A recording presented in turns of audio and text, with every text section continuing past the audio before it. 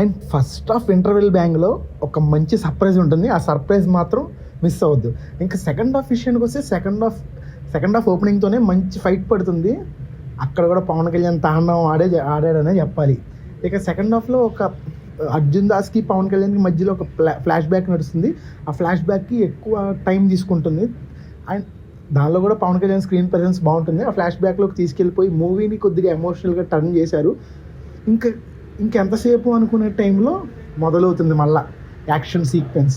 ఇక్కడి నుంచి movie ending వరకు ఫైట్స్, ట్విస్ట్లు, టర్న్స్, మనం ఎక్స్పెక్ట్ చేయని ట్విస్ట్లు అన్నీ మూవీలో ఉంటాయి.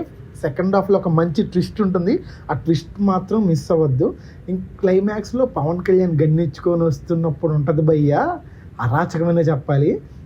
అండ్ తమనన్న అయితే బీజిఎమ్స్ ఇచ్చాడు ఆన్ డ్యూటీ.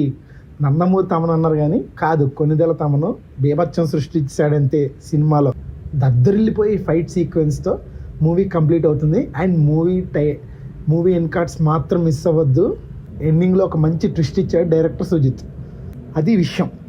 ఇంకా పర్ఫార్మెన్స్ విషయానికి వస్తే Pawan Kalyan as it is కుమ్మేశాడంతే. స్టార్టింగ్ నుంచి ఎండింగ్ వరకు ఫస్ట్ హాఫ్లో కొద్దిగా స్క్రీన్ ప్రెజెన్స్ తక్కువ ఉన్నా సుజిత్ మేనేజ్ చేశాడు. ఇంకా సెకండ్ హాఫ్లో అయితే అరాచకం, తాండవం, విధ్వంసం ఇలాంటి పేర్లు చాలా తక్కువ.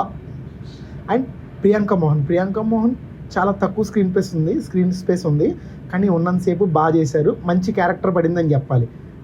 Arjun Das also played a good role, ఒక మంచి రోల్ పడింది. Prakash Raj also played a decent role అని చెప్పాలి.